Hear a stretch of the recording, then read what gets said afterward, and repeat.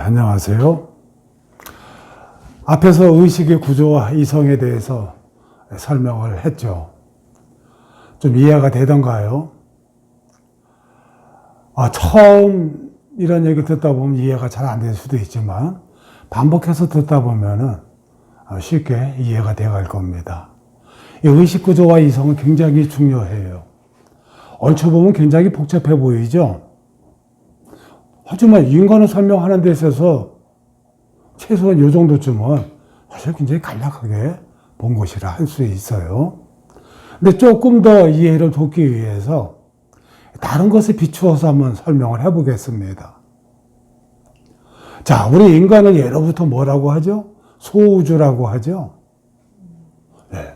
그 우주가 갖고 있는 수많은 요소들이 우리 인간 속에 내재되어 있다는 거예요. 그래서 추수판의 우주라고도 하는 거고, 우주의 모든 그 소들이 다 와 있다 해서 소우주라고도 할 수 있어요. 근데 인간은 소우주라고 하면은, 우주 자체가 지금 상상이 잘 안 되니까 비교가 좀 힘들죠. 그래서 조금 좀 작게 축소해서 한번 비교해 보겠어요. 국가와 나라는 존재를 비교해 보면은 좀 더 이해가 쉬우리라고 생각합니다. 자, 한번 살펴볼까요? 국가가 있고 내가 있어요. 자, 국가의 3요소가 뭔가요? 우선 전통적인 표현에서 보면 영토죠. 또 국민이 있죠. 그리고 정부가 있습니다. 이게 아마 국가의 3요소라고 할 수 있을 거예요. 그럼 이것에 비추어서 나라는 존재를 한번 보자는 거예요. 그럼 나의 영토는 뭘까요? 몸, 인체가 되겠죠. 몸이 영토가 될 수 있어요. 그럼 국민은 여기에 있는 이 심층 의식들, 내 안에 있는 수많은 의식의 또는 관념의 그 자아들, 이것이 하나의 국민일 수 있어요. 심층 의식, 심층 자아가. 그럼 정부는 뭐가 될까요? 이 정부는 사실 표상의식이라고 할 수 있는 거예요. 우리가 마인드, 가치관. 이건 마치 정부의 정책과 같은 거죠. 표상의식이 정부가 된다. 이렇게 볼 수 있는 거예요. 내 안에서 수많은 생각과 감정이 일어도 이 표상에서 통제를 하죠. 그렇게 보면. 그리고 대외적으로 표현해내게 되죠. 자, 그럼 정부에는 뭐가 있습니까? 정부 전체를 통솔해내는 어떤 그 국가의 수반이 있어야겠죠. 그게 왕일 수도 있고, 대통령일 수도 있고, 수상일 수도 있고, 그렇겠죠. 편의상 그냥 대통령으로 봅시다. 자, 그럼 정부의 수반은 대통령이다. 그러면 이 표상의식의 수반은 뭐가 될까요? 이게 여기서 대통령 역할을 하는 게 뭘까? 이게 이성인 겁니다. 제가 이 이성을 뭐라고 했죠? 앞에서 과거로부터도 과거에 묶이지 않는 더 바람직한 미래를 향해서 나를 주도해갈. 그래서 과거에 묶이지 않는 초월적 이성이라고 얘기했죠. 자, 지나간 관념에도 묶이지 않는 내가 되어야 나는 더 바람직한 삶을 살아갈 수가 있겠죠. 그렇게 되는 이성. 이 이성이 무슨 이성? 초월적 이성이라고. 이렇게 볼 수가 있게 돼요. 나 전체를 통섭하는 내가 있어야 되겠죠. 내 감정과 나를 동일시해야 되나요? 내게서 일어나는 부정적인 생각과 나를 동일시해야 하나요? 어리석은 생각과 관념들과 나를 동일시해야 하나요? 아니라는 거야. 근데 그렇게 동일시하고 이성이 서 있지 못하면 뭐가 될까요? 국가를 놓고 보면은 정부가 제대로 서 있지 못하는 거야. 그러면 무정부 상태가 되죠? 그럼 무정부 상태의 나라가 번영하는 나라 있던가요? 번영하던 나라조차도 정부가 흔들리고 무정부 상태가 되면은 망합니다. 폭망한다는 거예요. 왜? 그러면 국가 내에 세력을 가진 온갖 이익 집단들이 자기 주장에 난무를 하면서 나라가 혼란스러워지죠. 그 나라가 망할 수밖에 없게 되는 거예요. 그리고 이 나라가 갈팡지팡이 어디로 가야 할지도 똑같습니다. 내가 나를 보면서 이성을 세워서 내 전체를 통섭하고 관장하고 다스리고 개선하고 개발해 가면은 바람직하게 갈 수 있지만 이런 이성을 세워놓지 못하면은 내면에서 치솟는 온갖 기분과 감정과 어리석은 생각들이 나라는 나라를 끌고 간다는 거예요. 그래서 저는 이성을 세우는 것을 굉장히 중시 여기는 거예요. 나를 단순하게 바라보지 말아라. 그 생각, 기분, 감정, 욕망을 나라고도 보지 말아라. 내 안에 수많은 의식과 관념의 자아들이 그거의 주장으로 보고 이 전체를 통섭해서 다시 한번 살펴봐야죠. 다시 살펴봐야 합니다. 그리고 바람직한 쪽으로 나를 드라이브 해가야죠. 내 안에 국민들이 어리석으면 국민들을 깨우고. 원래 그렇잖아요. 훌륭한 군주가 있으면 먼저 하는 게 뭐라고 해요? 훌륭한 영도자가 있으면 먼저 국민들이 만약에 어리석었다 하면 계몽운동을 하고 그리고 교육 시스템을 만들고 그리고 온갖 다양한 시스템을 만들면서 이 국민과 국가가 잘 살 수 있도록 리드해 가잖아요. 그런 내가 나한테 있어야 돼요? 없어야 돼요? 그런 내가 나한테 있어야 바람직하다는 거죠. 그게 뭐야? 이제 이 초월적 이성이 그런 내가 되어야 한다. 자, 여러분. 이제 앞에서 제가 얘기했지만 이제 나를 흥미롭게 그냥 관찰해 보세요. 삼자를 바라보듯이 내 안에서 일어나는 수많은 생각과 기분과 감정과 욕망들을 이렇게 살펴보세요. 우리 국민들이 무엇을 주장하는지 또 그게 바람직한 건지 가만히 살펴보고 넉넉하게 살펴보는 거예요. 그리고 생각나는 대로 감정 나는 대로 행동하는 게 아니라 이때 이성을 세워서 이걸 다시 한번 점검하는 겁니다. 그리고 보다 더 바람직한 것이 없는지 찾아가 보는 거예요. 그렇게 하려고 이제 시작을 하면은 빠르게 내가 변화할 수 있거든요. 대통령이나 어떤 국가의 수반이 국가를 통섭하고 통치하듯이 이제 내가 나를 정치하고 통섭하고 통치할 수 있어야겠죠.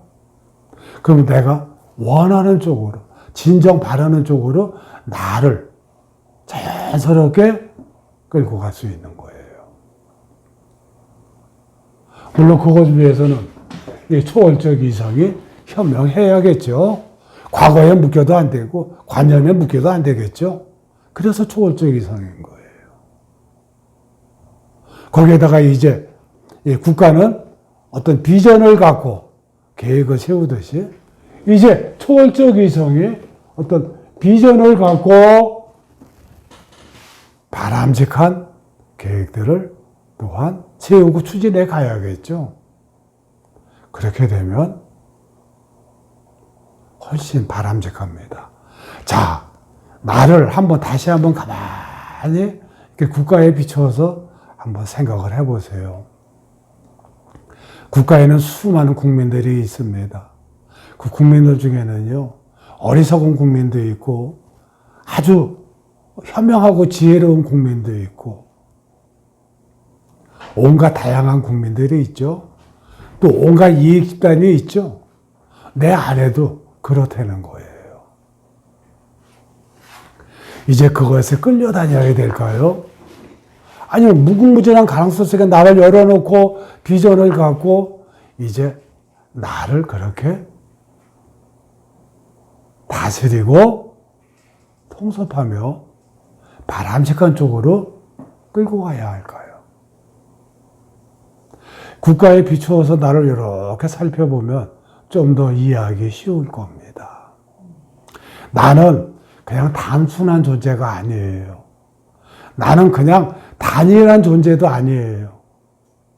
내 몸이 100쪽의 세포의 연합이듯이 100쪽의 세포들이 모여서 하나의 기관을 이루고 다양한 것을 이루면서 나 전체를 구성하듯이 내 안에 수많은 의식과 관념들이 어우러지고 모여서 나의 정신을 이루고 나의 마음을 이룬다는 거예요. 그럼 이 전체를 통섭할 내가 있어야 바람직하겠죠. 그리고 내 안에 만들어진 의식과 관념들은 모두가 다 현명하고 지혜롭나요? 아니거든요. 어릴 때 만들어진 의식들은 어릴 때 그 수준을 그대로 유지하고 있는 거.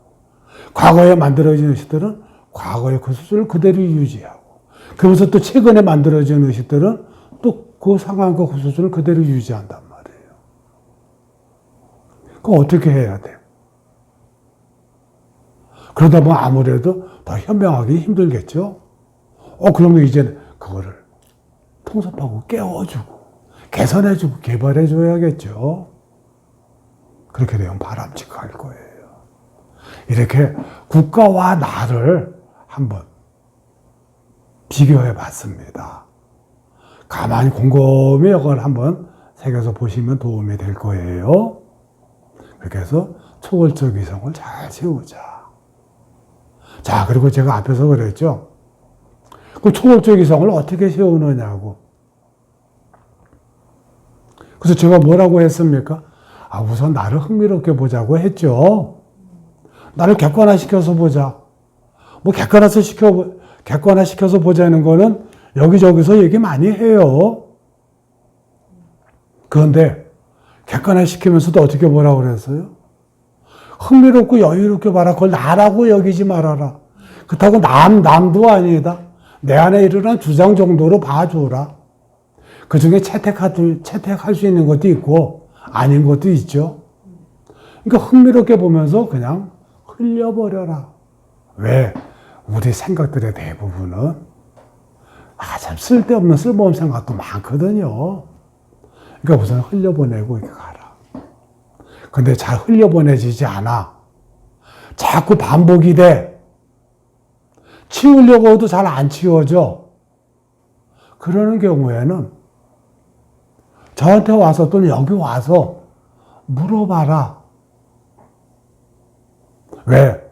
그 경우에는 꼭 좀 개선해야 될 어떠한 것들이 있는 것이다. 근데 자신이 찾기 힘드니까 와서 물어보고 배워봐라. 그렇게 하다 보면은 감을 잡을 수가 있으니까. 그래서 그런 피드백이 굉장히 중요해요. 그러나 또 자신이 해볼 수 있는 것도 있어요. 웬만한 건 다 흘려버리는데 반복돼서 일어나면서 나를 괴롭히는 게 있다. 또는 마음에 안 드는 게 있다.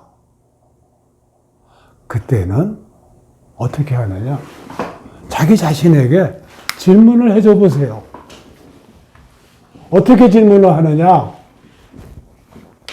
자, 예를 들어서 내가 어떠한 자극에 화가 났어요. 또는 부정적인 생각이 강력하게 일어났어요. 그랬을 때 물어보는 겁니다. 마음속에다가 질문을 하는 거죠. 1. 큰 1번이에요, 이거는요. 그래서 첫 번째. 타당한가요?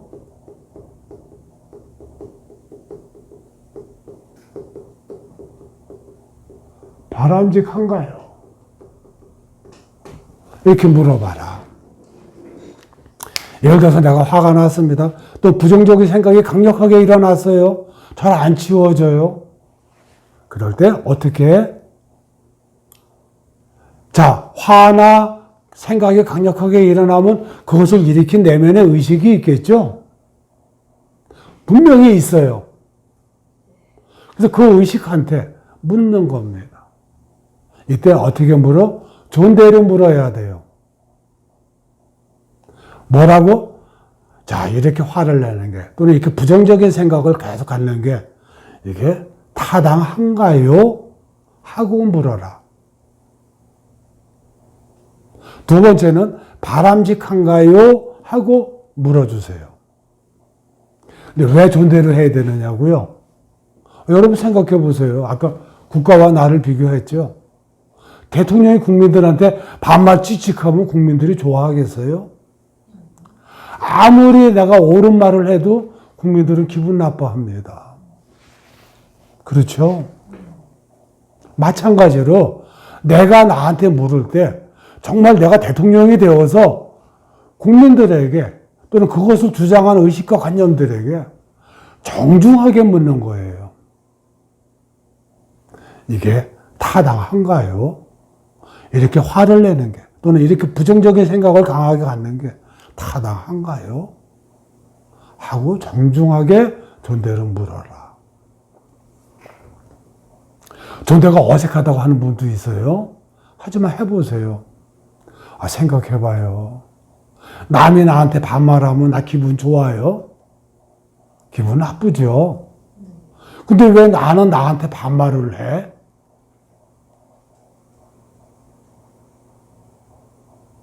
내가 나를 먼저 좀 존중해 줄 필요가 있거든요. 그래서 이렇게 존대를 묻는 게 꼭 바람직합니다. 해서 먼저 물어요. 이게 타당한가요? 그러면 내면에서 뭐라고 그럴까요? 자, 내면에 수많은 의식의 관념의 자아들이 있어요. 근데 그 중에 주장한 이한테 이렇게 물어 들어가면 뭐라 할까요? 대부분은요, 타당하다고 주장해요. 제가 저렇게 하니까 내가 화가 나는 게 당연한 거 아니에요? 이러니까 화가 나고 저러니까 화가 나고 이러니까 이렇게 부정적일 수밖에 없고 저러니까 부정적일 수밖에 없는 거 아니냐고 막 주장을 합니다. 그러면 그때 그런가요? 그거 수긍해 주세요. 그런데 그 다음 이게 바람직한가요? 하고 묻는 거예요. 자, 타당한가요와 바람직한가요는 같아요? 달라요? 달라요. 예, 다릅니다. 어떻게 다를까요? 타당합니까는 그 행위나 감정이 일어난 원인을 묻는 거죠. 원인을 묻는 거예요. 그런데 바람직한가요는요. 이게 원인을 묻는 거라면, 이유를 묻는 거라면 이거는 결과를 묻는 거죠. 그렇게 화를 내는 게 바람직한 건가요? 그렇게 화를 내면 좋은 결과가 있나요? 하고 묻는 거예요. 그렇게 계속 부정적으로 생각하면 좋은 결과가 있나요? 결과를 묻는 거거든요. 이게 다릅니다. 내면에 이렇게 물어봐 주세요. 그러면 타당합니까 할 때는 여러 가지 이유를 대지만 바람직합니까? 바람직한가요? 하고 물을 때는 내면에서 많이 주춤합니다. 이 무의식의 세계는 굉장히 복잡한데 한편으로는 굉장히 흥미로워요. 내 안에 있는 수많은 의식과 관념들은 다 그게 어떤 내용이든지 간에 그게 다 자기를 위한다고 여기고 있거든요. 그런데 문제는 단순해가지고 지금까지 결과는 생각 안 해본 거예요. 그 상황에 대해서 내가 계속 주장만 했지. 근데 이제 결과를 묻는 거거든요. 그러니까 좀 당황하게 돼요. 그때 대답이 잘 안 나옵니다. 이때 나오는 대답이라는 거는 다 내 생각으로 일어나는 거예요. 내 생각과 내 느낌으로 일어나는 거지 다른 사람이 얘기하듯이 하는 거 아닙니다. 그냥 자연스러운 내 생각과 내 느낌으로 나온다는 거예요. 근데 어떤 때는요, 이렇게 해도요, 그래도 무조건 바람직하다고 주장하는 경우도 있어요. 그럼 또 물어요. 두 번째.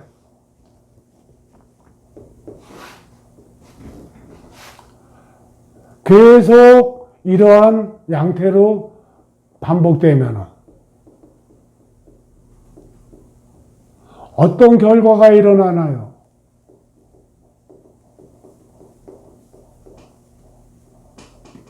또 이렇게 묻는 겁니다.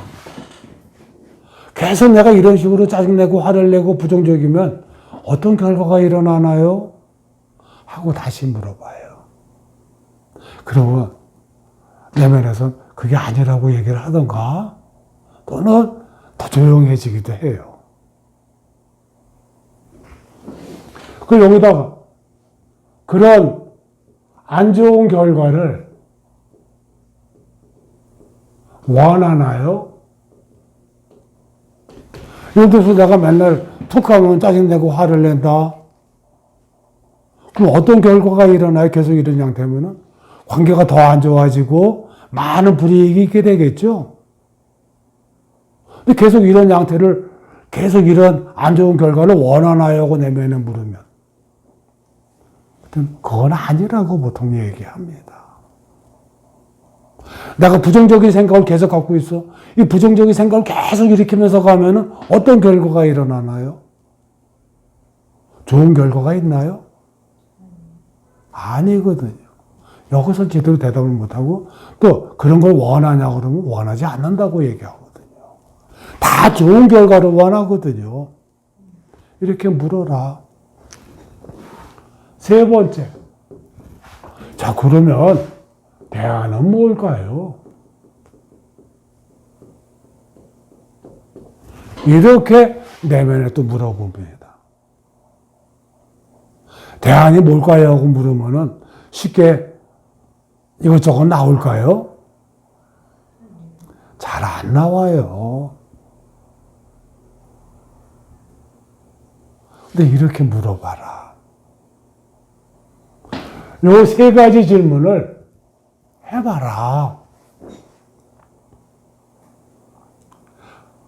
이게 뭐 효과가 있을까요? 이런 얘기 하지만, 이거 효과 큽니다. 이거 열심히 하면은요, 정말, 감정 조절 장애, 그게 극심한 사람도요, 그걸 개선할 수 있어요. 그게 고쳐져요. 이거 몇 개월만 열심히 해야 돼요. 다만 이렇게 해가는 요것도 지금 저희들하고 피드백을 하면서 강박을 잡아가야겠죠. 케이스 바이 케이스를 사람마다 다 다르고 상황마다 다르단 말이에요. 이 원칙을 갖고 이 원칙을 나한테 적용시켜가는 감각을 잡아가는 게 중요합니다. 그때는 이제 피드백이 가장 좋겠죠. 이거를 해봐라. 이때 주의할 점은 뭐냐? 내가 혼자 생각하고 혼자 묻고 잠 혼자 답하지 말아라. 내면에 진지하게 물어보라는 겁니다.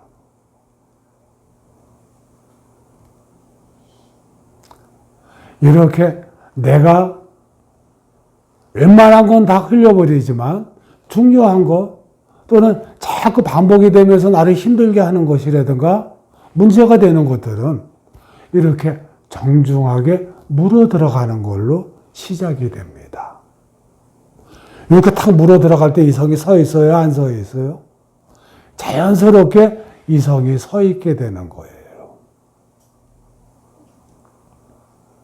그렇겠죠? 이것이 내가 나와 대화를 하는 첫 시작이 됩니다. 자기와의 대화라고도 하고 내면과의 대화라고도 합니다. 이제 나 전체를 통섭하는 이성을 세워서 이제 대화를 시작하는 거예요. 이거는 마치 뭐와 똑같으냐 하면은 국가의 수반이, 대통령이 국민들과 대화하고 소통하는 그 시작이 되는 거예요. 이때는 반드시 정중하게 좋은 대로 물어봐 주세요. 그럼 내면에선 반말로 막 나올 거예요. 그냥 내 생각으로. 그래도 계속 좋은 대로 해보세요. 그럼 좀 흥미로운 일들이 일어납니다. 다만 이거 여러분들이 하다 보면은 자꾸 자기 관념 속에서 하는 경우가 많아요. 대안을 찾을 때도 이제 관념 속에서 찾으려고 하면 잘 안 나오거든. 항상 좋은 대안들은 어디에 있어요? 관념 바깥에 있죠. 근데 내면에 이렇게 묻는 것만으로도 도움은 굉장히 됩니다. 묻고 대안이 안 나왔을 땐 나도 이성적으로 대안이 무엇일까를 한번 찾아보는 거예요. 이게 시작입니다. 이성을 세우는 것은 우선 먼저 내가 나를 객관적으로 관찰하자. 객관적으로 관찰하는 내가 서는 순간에 이성이 서기 시작하는 거고. 내게서 일어나는 대부분의 현상들을 흘려보낸다. 그리고 중요한 것만 툭툭 집어서 내가 이성적인 판단을 해서 간다. 웬만한 거는 흘려보내라. 그리고 이렇게 꼭 짚어야 할 것들은 이러한 질문 세트를 갖고 짚어 들어가라. 그러면 이게 시작입니다. 그리고 앞으로 이성이 더 설 수 있는 다양한 방법들을 또한 제공하겠습니다. 이 과정을 잘 가면 자기를 보기도 쉬워지고 자기를 통섭하고 다스리기도 쉬워지며 자기 변화가 굉장히 수월해집니다. 한번 열심히 이거를 이해해 보시고 한번 실천해 보시기를 바랍니다. 네, 이상.